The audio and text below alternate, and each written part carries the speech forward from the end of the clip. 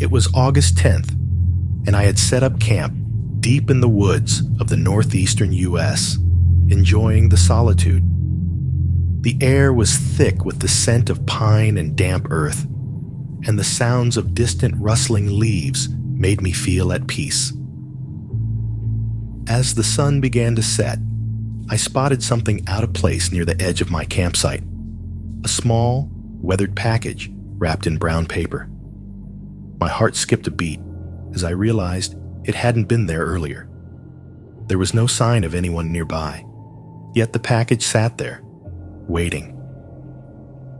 I cautiously approached the package, curiosity mixing with unease. The paper was torn in places, revealing an envelope tucked inside. My hands trembled slightly as I opened the envelope, revealing a letter written in jagged handwriting. The instructions were simple, but unsettling. Follow the path and do not stray. You must not look back, no matter what you hear. My stomach tightened as I reread the message, wondering if this was some kind of sick joke. The woods, now darker with the setting sun, seemed to close in around me. The gentle breeze that had once been calming now carried with it a hint of something ominous. I knew I should leave the package alone, pack up, and head home. But something inside me compelled me to follow the instructions. Perhaps it was my curiosity, or maybe it was the strange sense that I had been chosen for something. Either way, I couldn't resist. I took a deep breath and glanced at the path stretching ahead of me. The trees seemed to lean in closer, their branches like arms reaching out to grab me. As I stepped forward, a faint whisper echoed through the air, sending chills down my spine. I tightened my grip on the letter, my heart pounding in my chest. With each step I took, the tension grew. The forest seemed to change, and I couldn't help but feel like something, or someone, was watching. The path ahead twisted through the trees, barely visible in the fading light. I walked cautiously, each step feeling heavier than the last. The instructions repeated in my mind like a haunting mantra. Do not look back. My breath grew shallow as the forest closed in, the darkness thickening around me. Every rustle of leaves, every snap of a twig seemed louder, more menacing, as if something was trailing me just out of sight. I swallowed hard, resisting the urge to glance over my shoulder. As I followed the winding trail, I noticed strange markings on the trees. They were faint, almost like claw marks, as if something had scratched them deliberately. My pulse quickened, and the letter crinkled in my sweaty hands. The farther I went, the more the forest seemed to transform. The familiar sounds of nature grew distorted, almost as if the forest was breathing, alive with unseen eyes watching my every move. I felt a chill run down my spine. Whatever was out here, it wasn't friendly. Suddenly, a low growl echoed through the trees. My body froze, panic clawing at my throat. The growl was deep, guttural, and far too close for comfort. My instincts screamed at me to turn around and run, but I remembered the instructions. Do not stray. Do not look back. My hands shook, and my legs felt like lead, but I forced myself to keep walking. Each step was torture, my ears straining to hear if the growl was coming closer. I pushed forward, my heart hammering in my chest, when the path abruptly opened into a small clearing. At the center stood an old, decrepit well, the stones weathered and covered in moss. A sense of dread washed over me as I approached it. The air here felt colder, heavier. On the edge of the well was another envelope, identical to the first. I hesitated, every fiber of my being screaming to turn back, but I couldn't stop now. With trembling fingers, I reached for the envelope, knowing that whatever was inside would only pull me deeper into this nightmare. The air around the well was suffocatingly still, as if the forest itself was holding its breath. My hands shook as I opened the envelope, revealing another cryptic message. Lower the bucket. Take what is given. My stomach churned as I glanced at the old rusted pulley attached to the well. The rope hung limply, disappearing into the black abyss below. I hesitated, a cold sweat trickling down my neck. The feeling that something was watching me from the darkness had grown stronger, more tangible. I took a deep breath, gripping the rope with both hands. The metal creaked as I began to lower the bucket, the rope groaning as it descended into the unknown. The echo of the bucket scraping against the stone walls reverberated eerily in the silence, each turn of the pulley filling me with dread. My mind raced with horrible possibilities. What could be waiting for me down there? And why was I so compelled to follow these instructions? After what felt like an eternity, the rope went slack. The bucket had reached the bottom. I held my breath and began to reel it back up, my heart pounding with each pull. The weight was heavier now, as if something had been placed inside. Sweat dripped down my forehead as I strained against the rope, my anxiety mounting with every turn of the pulley. When the bucket finally emerged, I recoiled in horror. Inside was a small, intricately carved wooden box, its surface stained dark as if with blood. My hands trembled as I lifted it out of the bucket, the air around me growing colder still. A part of me wanted to throw the box back into the well and run, but I knew that wasn't an option. The final instruction was clear. Open the box. With a deep breath, I prepared myself for whatever horror lay within. My hands trembled as I held the box, its surface slick with what felt like cold, damp blood. The carvings seemed to pulse under my fingertips, like the box was alive with some dark energy. I swallowed hard, forcing myself to calm down. There was no turning back now. I had to see this through. I slowly lifted the lid, the creak of the hinges echoing in the stillness of the forest. My breath caught in my throat as I saw what lay inside. It wasn't what I expected. Instead of some gruesome relic or cursed artifact, the box contained an old, faded photograph. The picture was of me, much younger, standing with a group of friends at a campground I hadn't visited in years. The memory rushed back to me. It was the last time I had seen my childhood best friend, Eric.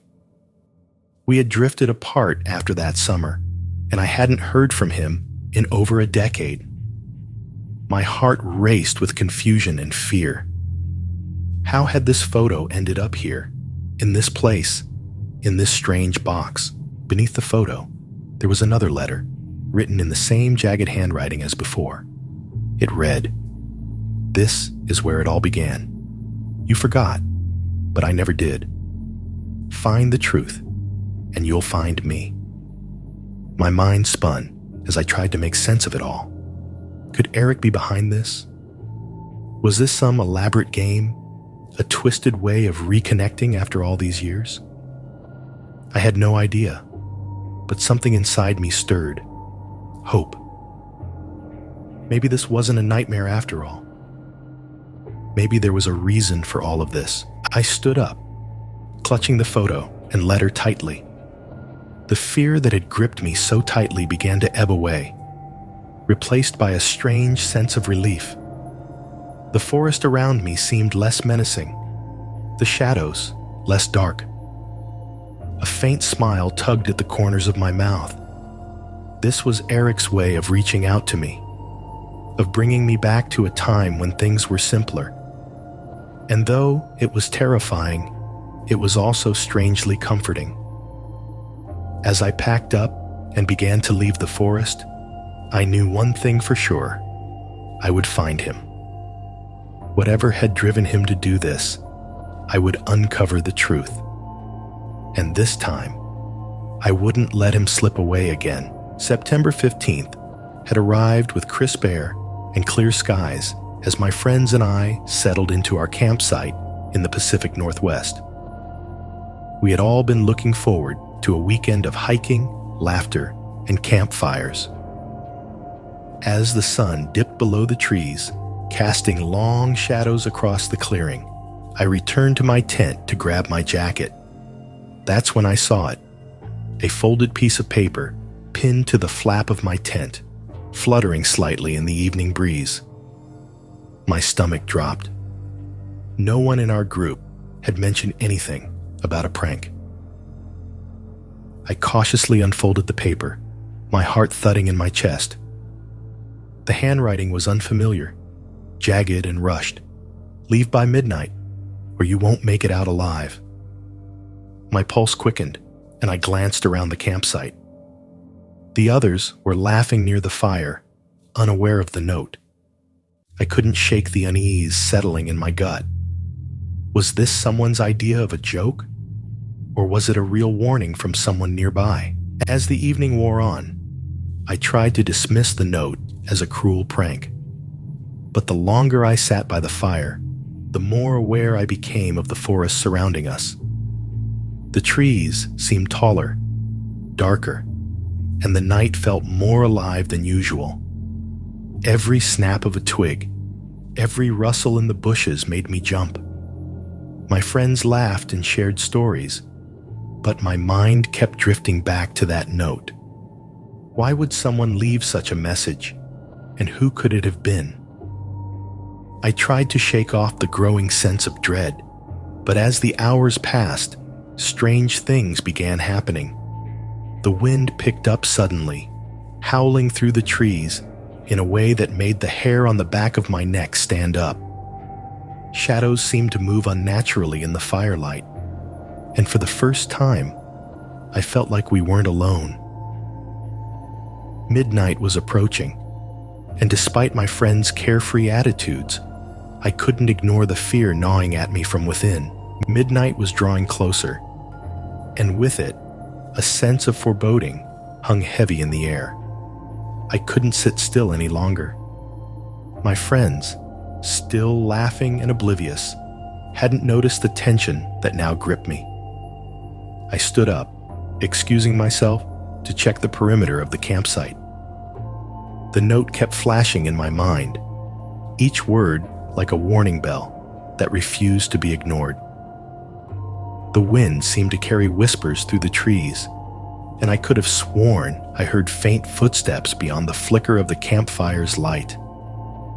As I moved further away from the group, the night swallowed me whole. The trees loomed like silent sentinels, their branches creaking ominously overhead. I couldn't shake the feeling that something or someone was watching me. My heart raced as I peered into the darkness, the beam of my flashlight cutting through the thick shadows. The forest, once peaceful and serene, now felt hostile, as if it was hiding something sinister just out of sight. Suddenly I heard it, a low, almost imperceptible whisper. My blood ran cold. It was too faint to make out the words, but it was there, carried on the wind. I turned in circles, shining my flashlight in every direction, but saw nothing. My breath came in short, shallow gasps. Had the note been real after all? Was there someone or something lurking in the woods, waiting for the right moment to strike? Panic threatened to overtake me, but I forced myself to calm down. I needed answers. I needed to know who left that note and why they wanted us gone. With trembling hands, I reached into my pocket and pulled out the note again, scanning the jagged handwriting for some clue I might have missed. But there was nothing, just the ominous words, "Leave by midnight." The time was approaching, and the forest seemed to close in tighter around me, the once distant whispers growing louder, more insistent. As midnight crept closer, the unease became unbearable. I returned to the fire, trying to compose myself, but the weight of the note still pressed heavily on my mind. My friends noticed my anxious pacing and asked if I was okay. I debated whether to tell them about the warning, but I didn't want to scare them unnecessarily. Instead, I shook my head and muttered something about needing some air. Deep down, though, I knew I couldn't ignore the feeling that something terrible was about to happen. Unable to sit any longer, I grabbed a flashlight and ventured into the woods, determined to get to the bottom of the strange occurrences. The path I took was narrow and winding, the trees closing in like skeletal figures looming overhead. Every rustle of leaves, every distant snap of a branch sent my heart racing. My mind was spinning with questions. Who had left the note? What danger awaited us? The whispers seemed to follow me, growing louder the farther I ventured from the safety of the camp. Then, out of the corner of my eye, I saw something, a flicker of movement in the darkness. My heart lurched as I swung the flashlight in the direction of the noise, but all I saw were trees and shadows. I stood frozen, straining my ears for any sound, any indication that I wasn't alone. And then, there it was, a distant figure moving through the trees. It was too far to make out any details, but I could see the shape clearly. A person, or something that resembled one, drifting in and out of sight. Fear gripped me as I debated whether to approach. My instincts told me to turn back, but the mystery of the note and the figure in the woods was too much to ignore. I cautiously moved forward, the beam of my flashlight bouncing off the trees. But just as I got closer, the figure vanished. The forest was silent again, save for the pounding of my heart in my ears. It was as if whatever had been there disappeared into thin air, leaving me standing alone in the oppressive darkness. Midnight struck with an eerie stillness. The forest seemed to hold its breath, as if waiting for something to happen. I stood there, paralyzed, scanning the shadows for any sign of the figure I had seen. My mind was racing, filled with questions I had no answers to. Who was out here with us? Was the warning real? My fear felt suffocating, but I couldn't bring myself to turn back. I had to know what was going on. As I continued deeper into the woods, the path led me to an old, decrepit cabin. The wooden structure looked abandoned, its windows shattered and door hanging loosely on its hinges. My stomach twisted in knots. This must be where the figure had gone. The air around the cabin was heavy with an unnatural silence, as if the forest itself was watching, waiting to see what I would do next. I approached the cabin cautiously, the wood creaking under my feet as I stepped onto the porch. There, on the doorstep, was another letter, identical to the first. My hand shook as I unfolded it. This time, the message was even more cryptic. You are running out of time. The truth lies within. My heart pounded in my chest as I stared at the words, unsure of what to do next. The cabin felt like a trap, yet something inside me pushed me forward. I stepped inside, the floorboards groaning beneath my weight. The air was thick with dust, and the smell of decay lingered in the air. My flashlight flickered as I shone it around the room, revealing old furniture draped in cobwebs. But there, in the center of the room, was a small table with another letter resting on it. As I reached for it, a strange noise echoed from the back of the cabin, like a whisper carried on the wind. My hand shook as I opened the final letter, but before I could read it, the whisper grew louder, surrounding me. The cabin felt alive, and just as I was about to understand the message, the story ended abruptly, leaving me with one haunting question. Was I too late? October 20th. The night was colder than expected as my younger brother Alex and I set up camp near the Appalachian Mountains. We had come for a weekend of hiking and bonding, but something about this place felt wrong. The towering trees stood like silent guardians, their branches swaying in the wind, casting long shadows over our tents. As we unpacked, I noticed a small envelope tucked under the edge of my tent. My heart skipped a beat. How had it gotten there? We were alone. At least, we thought we were. I carefully opened the envelope, revealing a letter inside. The handwriting was neat and deliberate, as if someone had taken great care in crafting the words. There's a secret buried here. Uncover it before dawn, or you'll never leave. I felt a chill crawl up my spine. My immediate instinct was to crumple the letter and throw it away, but curiosity gripped me. Who had written this? And what secret were they talking about? I glanced at Alex, who was busy setting up the fire, blissfully unaware of the warning that now hung over us. I stuffed the letter into my pocket, telling myself it was just some weird joke. But as the night wore on, the woods seemed to come alive in ways I hadn't noticed before. The wind whispered through the trees, and distant sounds echoed through the darkness, making me feel as though we weren't truly alone. My eyes kept drifting toward the edges of the campsite, where the shadows seemed to shift and move. The air grew colder, and a deep sense of unease settled over me. I couldn't shake the feeling that the letter was more than just a prank. Something in these woods was watching us, waiting for us to make the wrong move. I told myself it was just my imagination, but as the fire crackled and the night deepened, I knew that whatever was out here, it wasn't friendly.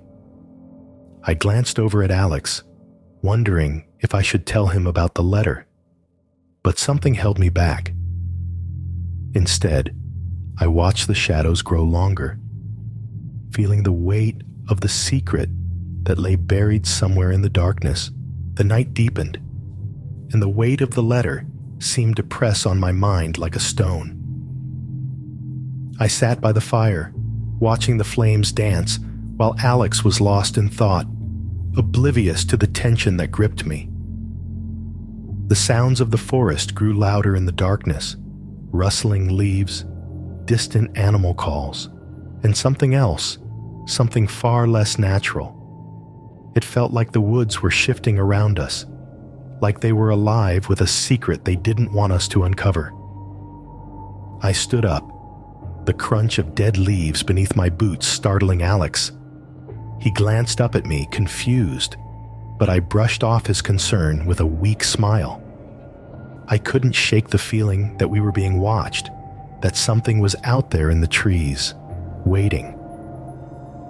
I reached into my pocket and pulled out the letter, staring at the words again.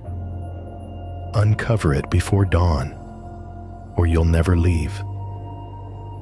My stomach twisted with unease, but my curiosity was stronger. I'm going to check the area, I said to Alex, trying to keep my voice steady. He shrugged, too engrossed in his thoughts to protest. Grabbing my flashlight, I ventured beyond the circle of light from the fire and into the dark woods. The trees stood tall around me, their twisted branches clawing at the sky like skeletal fingers. The wind whistled through the leaves, carrying with it an eerie whisper that sent chills down my spine. As I moved deeper into the forest, I began to notice strange things. Small totems made of sticks hanging from the trees, rocks arranged in unnatural patterns on the ground, My heart raced as I realized these weren't random occurrences. Someone had placed them here deliberately. But why? My mind raced with possibilities, each one more disturbing than the last. What kind of secret was buried here, and who wanted to keep it hidden? The deeper I ventured, the more I felt the presence of something unseen. My flashlight flickered as I moved further away from the camp, the beam of light barely cutting through the dense shadows. I stopped in my tracks, a sudden noise freezing me in place. A low, mournful howl echoed through the trees, and for the first time that night, I felt true fear. Whatever was out here, it wasn't just watching. It was waiting for us to find something we shouldn't. I stopped in my tracks, the howl still echoing through the trees. My heart pounded in my chest as I strained to listen, the forest around me suddenly feeling far more sinister. I glanced back towards the camp, but the firelight was just a faint glow in the distance now. The weight of the letter pressed on me again. Uncover it before dawn. Whatever was out here, I had a sinking feeling that it was tied to the secret buried beneath the surface. As I took a deep breath and continued forward, I noticed something glinting in the dirt ahead. I crouched down, brushing away leaves and debris, revealing a small metal box half buried in the ground. My hands shook as I dug it out, the cold metal sending a chill through my fingers. The box was old, rusted at the edges, and padlocked shut. My heart raced as I realized that this could be it. This could be the secret the letter had warned about. The wind picked up again, howling through the trees like a warning, but I couldn't turn back now. I shoved the box under my arm and began making my way back to camp. Each step felt heavier, the forest now alive with strange sounds and shifting shadows. The trees seemed to close in around me, the once familiar path twisting and turning in ways that made me doubt I'd ever find my way back. When I finally broke through the tree line and saw the campfire, relief washed over me, but it was short-lived. Alex was standing at the edge of the camp, staring into the woods with wide, fearful eyes. "What did you find?" he asked, his voice trembling. I hesitated, clutching the box tighter. "I'm not sure," I whispered, the unease settling over us both like a dark cloud. Whatever was in this box, it had already begun to change everything. I placed the metal box on the ground between us, the fire casting long shadows over its rusted surface. Alex's eyes were wide with fear, but there was something else there too. Curiosity. The box seemed to draw us both in, as if it held more than just a secret. It held power. My hands trembled as I tried to figure out how to open it. The padlock was old, rusted shut, but a strong enough force could break it. I grabbed a nearby rock and smashed it down on the lock with all my strength. The padlock broke with a loud crack, and we both jumped at the sound, glancing nervously into the dark woods. For a moment, everything was still. Then with trembling hands, I slowly lifted the lid. Inside the box was a single object, a small, weathered journal. The pages were yellowed with age, and the leather cover was cracked and faded. I exchanged a glance with Alex. What could this old journal possibly have to do with the ominous letter we had received? As I opened the journal, the smell of musty paper filled the air. The writing inside was scrawled and frantic, detailing the life of someone who had camped in this exact spot decades ago. They spoke of strange occurrences in the woods, of totems appearing out of nowhere, of whispers in the night. Their final entries grew increasingly paranoid, warning that the forest was alive, that it had a will of its own, and that anyone who uncovered the truth would be cursed. My heart raced as I read those final words. Was this the fate awaiting us? I looked at Alex, who was staring at the journal with a mixture of fear and disbelief. "What does it mean?" he whispered. I didn't have an answer.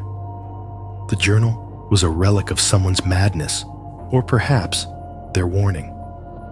Either way, the unease around us thickened. The air felt heavier, the forest more oppressive.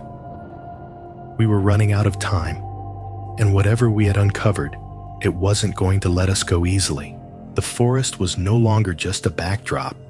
It felt alive, breathing, watching. The fire crackled softly as Alex and I sat in silence, the journal lying between us like a cursed relic. The weight of the words I had read pressed heavily on me. Every entry in that journal spoke of fear, paranoia, and an impending doom tied to this very place. My mind raced as I tried to understand what was happening. Was this just a strange coincidence? Or had we stumbled upon something far darker than we could have ever imagined? Alex broke the silence first, his voice barely a whisper. "Do you think it's real?" His eyes were wide with terror, searching mine for some reassurance I couldn't offer. I didn't know what to say. Every instinct told me to burn the journal and leave this place as quickly as possible, but something kept me here. Maybe it was the same force that had driven the journal's author to madness, the same force that now seemed to swirl around us in the dark. "I don't know," I finally replied, my voice hoarse. "But we need to leave. Now." The journal had mentioned something about Dawn, something about this place not letting go until the truth was uncovered. But what truth? We had the journal, we had the warnings, and yet it all felt incomplete, like there was something more we were supposed to find, or perhaps something more we were supposed to become. Alex nodded quickly, as if the decision had already been made. He stood and began packing up his things, his movements frantic and clumsy. I followed suit, throwing my gear into my backpack as fast as I could. The forest around us seemed to grow darker, the air colder. The fire, once a source of warmth and comfort, now felt like a fragile barrier between us and the unknown terror lurking in the woods. As we finished packing, a low, almost imperceptible hum began to fill the air. It wasn't coming from the trees or the wind. It was coming from the ground beneath us. My heart pounded in my chest as I looked at Alex, his face pale with fear. "What is that?" he asked, his voice shaking. I didn't have an answer, but I knew we had to leave. Fast.